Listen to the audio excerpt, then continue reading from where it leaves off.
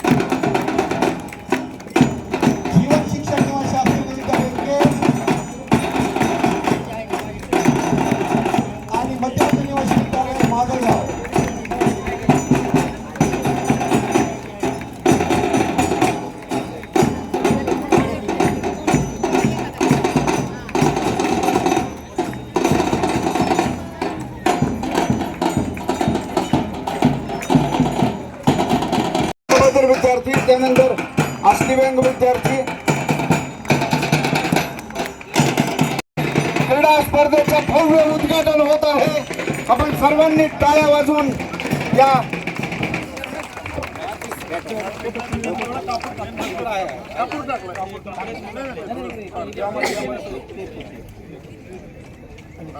मुलाला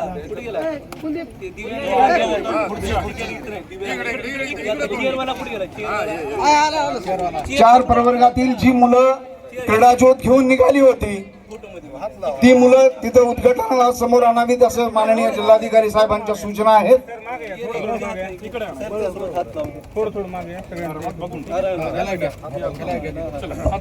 अतिशय group sir थोडस पीठ आपल्या मार्गदर्शक माननीय जिल्हाधिकारी Shri Vivek Johnson sir, additional collector Ashwini Jarange Sonawane madam, माजी आमदार पृथ्वीराज साठे साहेब, संतोषजी मुंडे साहेब, राजकिशोर मोदी साहेब, माजी नगराध्यक्ष दीपक वजाले साहेब, SDO, बाकी पाटील मॅडम, बाकी व्यासपीठच्या सर्व मान्यवर आणि माझ्यासमोर बसलेले सर्व विद्यार्थी विद्यार्थिनी, सर्व पंच आणि बाकी सर्व शिक्षक शिक्षिका आणि आपल्या जिल्हा परिषद आणि बाकी यंत्रणेच्या सर्व कर्मचारी, बाकी सर्वांना नमस्कार. आज एक आनंदाची गोष्टी आहेत. आपल्या बीड जिल्ह्यामध्ये इतका छान पद्धतीने आपण जिल्हा स्तरावरच्या क्रीडा स्पर्धा आपण आयोजन करत आहेत. जिल्हा परिषद सेस निधीतून आपण याला सपोर्ट केलेलं होतं. ह्याच्याबद्दल सांगायचं असेल, दिव्यांग कल्याण विभागाच्या संदर्भात सांगायचं असेल, 2015च्या जे कानून आलेलं होतं दिव्यांग कल्याणसाठी, त्याच्यानंतर शासनाच्या प्रशासनाच्या एक दृष्टी आहेत, एक म्हणजे दिव्यांग कल्याणाला आपण कशा तरीकेचे पाहतो त्याच्यामध्ये खूप बदल झालेले आहेत. त्याचं एक एक्झाम्पल सांगतो मी. आज रोजी मी हे भाषण देताना माझ्यासोबत ही शिक्षिका तुम्हाला त्याच्या साईन लँग्वेजद्वारा तुम्हाला एक्सप्लेन करत आहेत मी काय भाषण देत आहेत. म्हणजे कुठलाही गोष्टी असू दे, कुठलाही भाषण असू दे, कुठलाही समाजच्या काही गोष्टी असू दे, ते दिव्यांगाला पण मिळायला पाहिजे, त्याचं आस्वादन व्हायला पाहिजे, ते त्यांचा हक्क आहेत. हे जो आयडिया आहे ते दिव्यांग कल्याण जो ॲक्ट आहे 2015चा, त्याच्याद्वारा आपल्या प्रशासनावर म्हणजे नोंदी झालेल्या आहेत. ह्याच्या अनुषंगाने आपल्या जिल्हा स्तरावर तुम्ही पाहिले असेल, दिव्यांग विभागासाठी म्हणजे आदरणीय मुंडे साहेब मागाशी बोलत होतं, दिव्यांग कल्याण विभाग म्हणून एक वेगळे विभागसुद्धा आपण निर्मिती झालेले आहेत पूर्ण राज्यस्तरावर. आपल्या जिल्हा स्तरावर एक दिव्यांग अधिकारी, सक्षमीकरण अधिकारी म्हणून पाटील मॅडमचा ऑर्डरसुद्धा काढलेला आहे. वेगळ्या डिपार्टमेंट काढून आपण दिव्यांग कल्याणासाठी आपण नेहमी कटिबद्ध आहोत. हे सांगून ह्या वर्षामध्ये आपण पूर्ण आपल्या शाळामध्ये एक सर्वे केलेला आहे. जवळपास 5,500च्या आसपास दिव्यांग विद्यार्थी आहेत म्हणून आपल्या सर्वेच्या आधारे आपण ॲनालाइज केलेलं आहे. हे 5,500 विद्यार्थ्याला कशी आपल्याला UDID कार्ड देता येईल त्याचा विचार म्हणजे त्याचा विचार होतं. आणि माननीय जिल्हाधिकाऱ्याच्या मार्गदर्शनाखाली आपण सिव्हिल सर्जनच्या ऑफिसच्या माध्यमातून आपले जो विशेष शिक्षक आहेत त्यांनी पुढेगार घेऊन हे सर्व विद्यार्थ्यांना आपल्याला कशी UDID कार्ड देता येईल त्याचं नियोजन केलं. मागील 2 महिन्यापासून आपण कॅम्प लावत आहेत. सर्व तालुका स्तरावर आधी कॅम्प लावलेले होतं, लेकिन त्याच्यामध्ये थोडा प्रॅक्टिकल डिफिकल्टी वाटलेलं होतं. त्याच्यानंतर आपण जिल्हा स्तरावर कॅम्प लावायलासाठी सुरू केले. आणि मी सांगायलासाठी इच्छितो, मागील 2 महिन्यामध्ये जवळपास 500च्या आसपास विद्यार्थ्यांचं कार्ड आपण काढलेले आहेत. आणि बाकी विद्यार्थ्यांचा सुद्धा कार्डचं जे प्रोसिजर आहेत म्हणजे ऑलरेडी तपासणी झालेल्या आहेत, ते कार्ड द्यायलासाठी पुढच्या प्रोसिजर चालू आहेत. माझा अपेक्षा आहे की 5,500 पैकी जे एलिजिबल असलेले सर्व विद्यार्थ्याला कार्ड उपलब्ध करून द्यायलासाठी आपल्या पूर्ण प्रशासनाचा टीम म्हणजे कार्यरत आहोत. हे सांगून पुढच्या गोष्टी, हे कार्ड मिळालेल्या विद्यार्थ्यांसाठी शिष्यवृत्ती योजना खूप महत्त्वाचं आहे. क्योंकि शासन बरेच योजना राबवत आहे, ते लेकिन विद्यार्थ्यापर्यंत पोहोचायला पाहिजे. ते आपण प्रशासनाच्या वतीने इम्प्लिमेंटेशन करावं लागेल. ह्या वर्षामध्ये आपण आपल्या शिष्यवृत्ती योजनासाठी जे एलिजिबल असलेले विद्यार्थी, एकही विद्यार्थी त्याच्यातून म्हणजे सुटू नये म्हणून त्याच्याप्रमाणे आपण काम करत आहेत. मला अपेक्षा आहेत या वर्ष अखेरपर्यंत जे काही एलिजिबल दिव्यांग विद्यार्थी असतो सर्वांना स्कॉलरशिपचा लाभ मिळेल आणि पुढच्या सर्व वर्षामध्ये त्यांना लाभ मिळेल असं माझं अपेक्षा आहे. इतका सांगून दिव्यांग विभागाच्या अंतर्गत आपण घरकुलच्या हाऊसिंगच्या स्कीम असेल तरीसुद्धा दिव्यांग विभागासाठी आपण स्पेशल केअर देत आहेत. जिनका अपेक्षा आहेत, जिनका अर्ज आहे त्यांना आपण प्रायोरिटीपणे देत आहेत. आणि आपल्या जिल्हा परिषदमध्ये सुद्धा जे काही दिव्यांग कर्मचारी असतो, जे काही दिव्यांग अधिकारी असतो, त्यांचा पुन्हा UDID कार्ड तपासणी करणे, जेणेकरून एकही बोगस दिव्यांगाचा अधिकारी, दिव्यांगाचा लाभ घेतलेले अधिकारी असू दे, कर्मचारी असू दे, आपल्या ऑफिसमध्ये नसायला पाहिजे. हे आपण प्रतिज्ञा घेतलेलं आहे. त्याचं प्रोसिजर सध्या चालू आहेत. असं सांगून दिव्यांग कल्याणसाठी पूर्ण प्रशासन सज्ज आहोत. स्टेटकडून सुद्धा त्याचा पाठपुरावा सध्या चालू आहे. दिव्यांग विभागाचा सेक्रेटरी तुकाराम मुंडे सर बीड जिल्ह्याचे आहेत, त्यांचं विशेष लक्ष बीडमध्ये आहेत. आणि सांगायचं असेल, मी जिल्हाधिकारीला सुद्धा कौतुक करतो आणि सर्व व्यासपीठाला कौतुक करतो. म्हणजे आज रोजी इतका इम्पॉर्टन्स देऊन, म्हणजे जिल्हाधिकारी आहेत, बाकी सर्व यंत्रणा आज रोज ॲडिशनल कलेक्टर आहेत, SDO आहेत, प्रशासनाच्या वतीनं सर्व यंत्रणा, समाजाच्या वतीने सर्व माजी आमदार आहेत, माजी नगराध्यक्ष आहेत, मुंडे साहेब आहेत, सर्वांनी आज रोजी आपल्यासोबत उपस्थित आहेत. याचं मिनिंग आहे की दिव्यांगासाठी आपण इतका, म्हणजे त्याचा भूमिका, म्हणजे त्यांचा रोल इतका मोठा आहेत म्हणून समजून घेतलेले आहेत, समाजसुद्धा समजून घेतलेले आहेत, प्रशासनसुद्धा समजून घेतलेले आहेत. याचं उत्तम उदाहरण आहेत आज तुम्ही जो पाळणारे आज रोजीच्या हे सदस्य.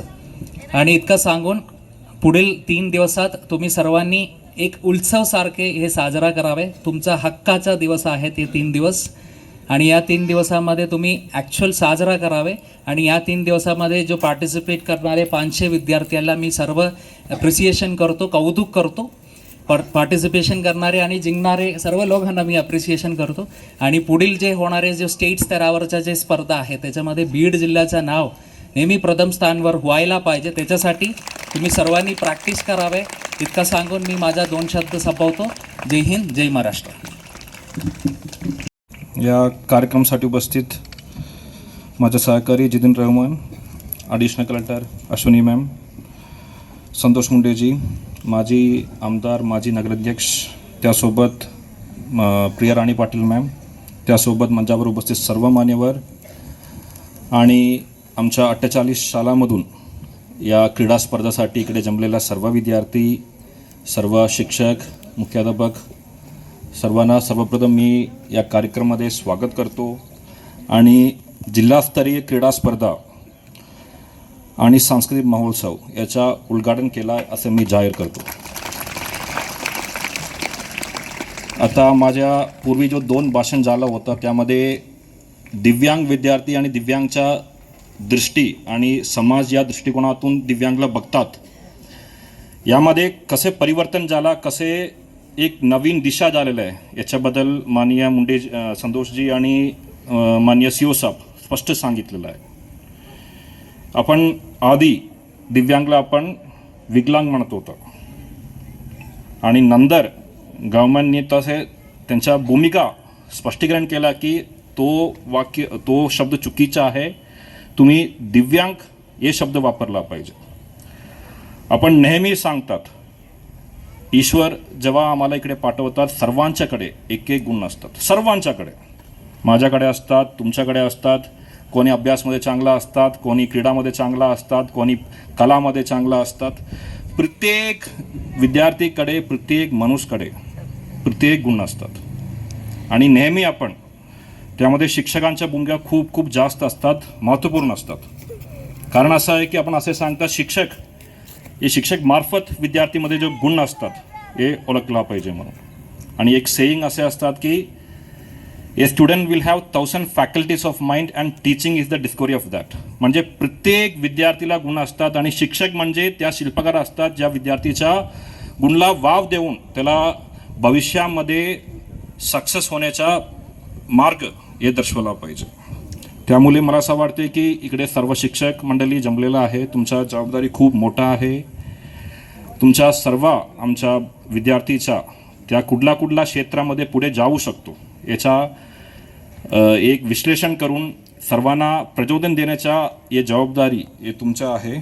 आणि त्यासाठी आमच्या समोरसुद्धा भरपूर उदाहरण आहे. म्हणजे आता तुम्ही हेलन केलरचं सांगितला, आता तुम्ही कुठलाही क्षेत्र तुम्ही भारतामध्ये घेतला असेल तर त्यामध्ये दिव्यांग माणूस खूप पुढे गेलेला आहे.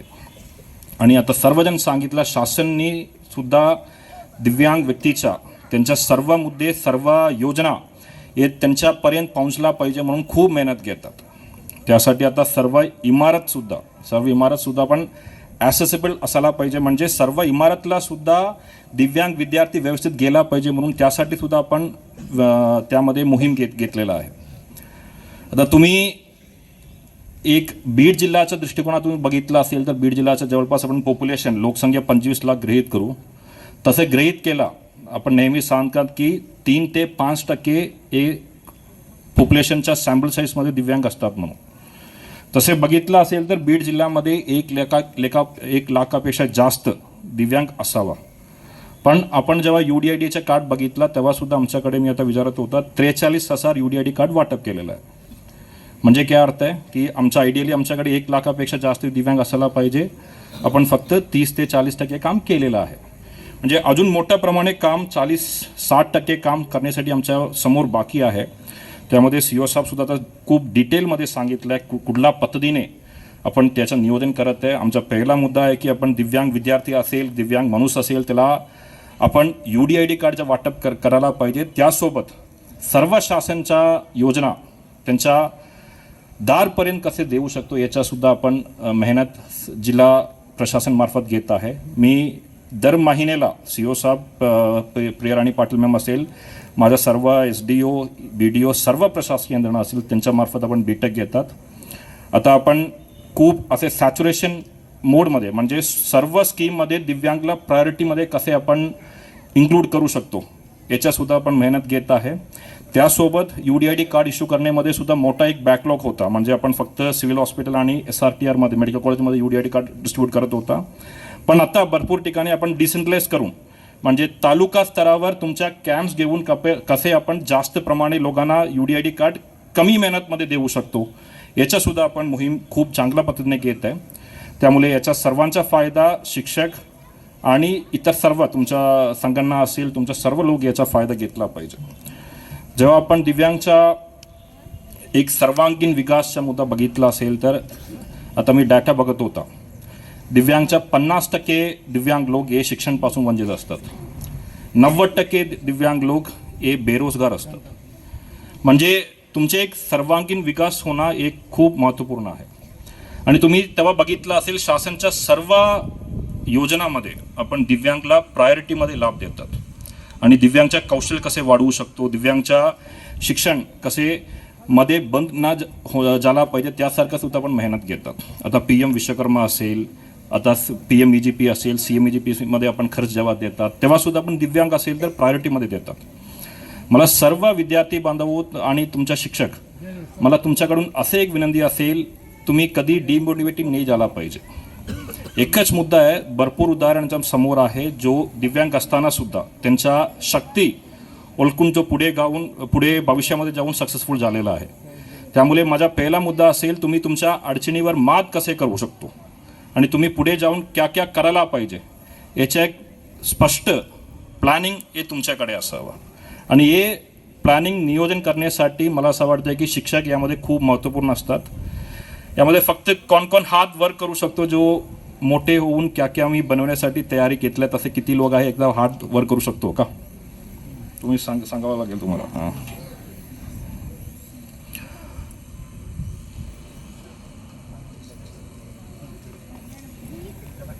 तुम्ही मोठे होऊन क्या बनवायचं आहे, क्या बनायचं आहे तसे तुम्ही निर्णय घेतला असेल तर तुम्ही हात वर करा. कोणी उभा राहून मला सांगू शकतो का? कोण सांगू शकतो मला?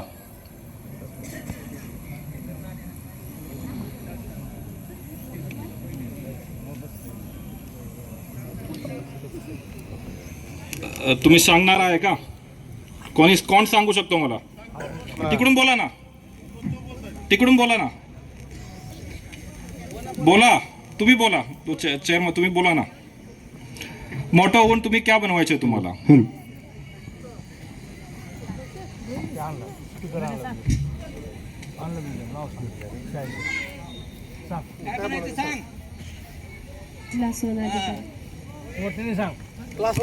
क्लास 1 अधिकारी. Very good.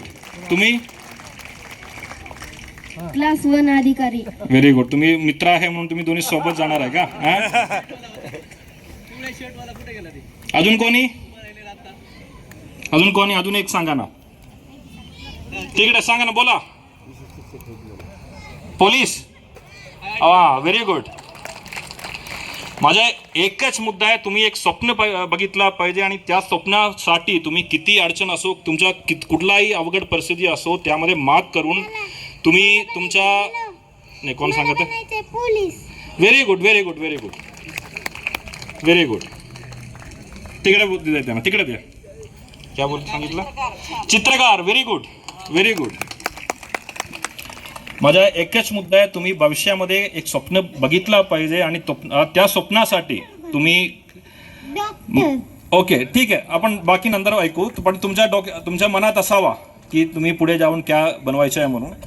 त्यामुळे माझा एकच प्रश्न विचारधारा आहे की तुम्ही तुमच्या स्वप्नासाठी तुम्ही प्रयत्न करायला पाहिजे आणि तुमच्या कुठलाही अवघड परिस्थिती असो तुम्ही त्या सर्व परिस्थितीमध्ये मात करून तुम्ही पुढे घेतला पाहिजे. त्या प्रवासामध्ये तुमच्या सोबत देण्यासाठी प्रशासन 100% तुमच्या सोबत असणार आहे. तुमच्या कुठलाही अडचणी असो कुठलाही विषय असो कधी तुम्ही आमच्यासोबत संपर्क करू शकतो. आता मला इकडे बसताना माझ्याकडे आता इकडे आमच्या बीड जिल्ह्यापासून जो पॅरा ऑलिम्पिक्समध्ये गेलेला आहे जो राष्ट्रीय क्रीडा स्पर्धेमध्ये गेला त्यांचं नाव वगैरे दिलं होता माझ्याकडे सय्यद सलीम कैलास सिद्धेश्वर शेळके श्रावणी उपाडे सर्वांना मी अभिनंदन करतो. आणि हे सर्वजण आमच्यासाठी प्रेरणास्थान आहे. सर्वजण आमच्यासाठी प्रेरणास्थान आहे. मी नेहमी सांगितल्याप्रमाणे कधी कधी तुम्ही क्रीडाच्या क्षेत्रामध्ये जातात कधी कधी तुम्ही शिक्षणाच्या क्षेत्रामध्ये जातात कधी तुम्ही कलाच्या क्षेत्रामध्ये जातात पण तुम्ही कुठलाही एक क्षेत्र निवडला पाहिजे त्यासाठी तुम्ही मदत करायला पाहिजे. आणि या क्रीडा स्पर्धासाठी तुम्हाला सुद्धा माहिती आहे की नेहमी तुमच्या स्कूलच्या वातावरणापेक्षा एक चांगलं वातावरण तुम्हाला इकडे मिळणार आहे. त्यासाठी तुम्ही 3 दिवस तुम्ही चांगल्या पद्धतीने एन्जॉय करायला पाहिजे मस्ती करायला पाहिजे. आणि तुमच्या इतर जो इतर स्कूल्सपासून आले त्यांच्यासोबत तुम्ही मिंगल करायला पाहिजे. आपण पार्टिसिपेट करणं हे पहिला मुद्दा आहे. म्हणजे सहभाग होणं पहिला मुद्दा आहे. म्हणजे जिंकलो असो हारला असो काही मुद्दाच नाही आहे. त्यामुळे सर्वांना मी शुभेच्छा देतो. सर्व स्पर्धक चांगल्या पद्धतीने तुम्ही या क्रीडा स्पर्धाचा आस्वादन घेतला पाहिजे. आणि परत एकदा इथे चांगल्या पद्धतीने या क्रीडा स्पर्धा आणि सांस्कृतिक महोत्सवाचं आयोजन केल्याबद्दल मी समाज कल्याण विभाग आणि जिल्हा परिषद आणि CO साहेबांना मी अभिनंदन करतो. जय हिंद जय महाराष्ट्र.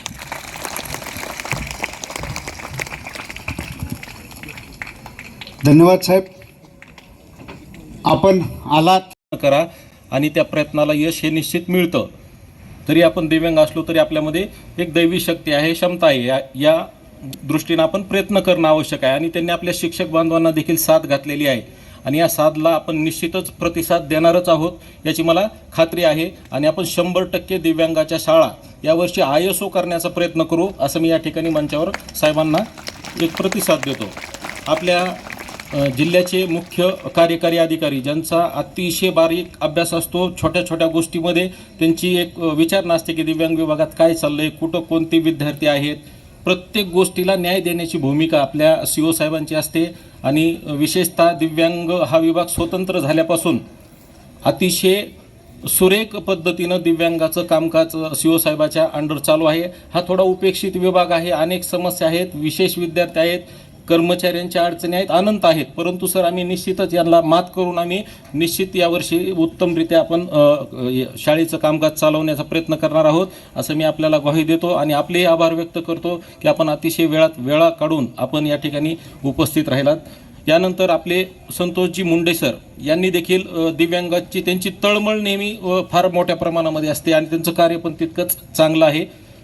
त्यांचं देखील मी या ठिकाणी आभार मानतो. मंचावर उपस्थित सर्व प्रशासकीय अधिकारी तरंगे मॅडम असतील किंवा इतर प्रशासकीय अधिकारी असतील यांचं देखील मी या ठिकाणी मनपूर्वक आभार व्यक्त करतो. मंचावर उपस्थित मोदी सर साठे साहेब यांचं देखील या ठिकाणी मी आभार व्यक्त करतो. इतर आमचे सहकारी मित्र Kalunke sir Lande sir Kshirsagar sir आणि विशेषतः गुणाले सर आणि त्यांची टीम काही उणिवा असतील हे निश्चित आम्ही त्या भरून काढण्याचा वेळोवेळी आपल्या सूचनेनुसार प्रयत्न करत आहोत. या ठिकाणी मंचावर उपस्थित सर्वांचं मी अतिशय मनपूर्वक आणि सर्व आमच्या कर्मचारी विद्यार्थ्यांच्या वतीनं एक जाहीर आभार मानतो. आणि यानंतर आपल्या ज्या क्रीडा स्पर्धा आहेत मान्यवरांना मी विनंती करतो की एक 4 आपल्याला DDRC अंबाजोगाईमार्फत 4 साहित्य वाटप करायचं आहे. खाली एक सेल्फी मान्यवरांची होईल त्यावेळेस सेल्फी घेता वेळेस आणि हे उद्घाटन होऊस तर आपण त्या ठिकाणी 4 क्रीडा स्पर्धाच्या 4ही प्रवर्गाचे 4ही विद्यार्थी तयार ठेवायचे आहेत.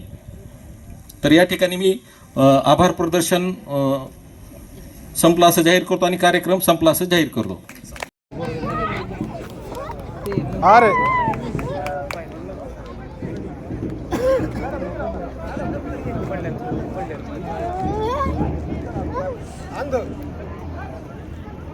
अंग प्रवर्ग 8 ते 12 25 मिनिटं धावले. अंग प्रवर्ग 25 मिनिटं धावले.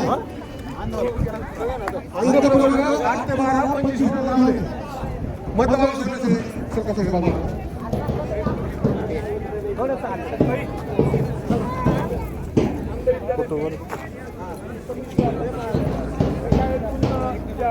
स्पर्धा होतात त्यातून खेळ आलेले मुले 8 ते 12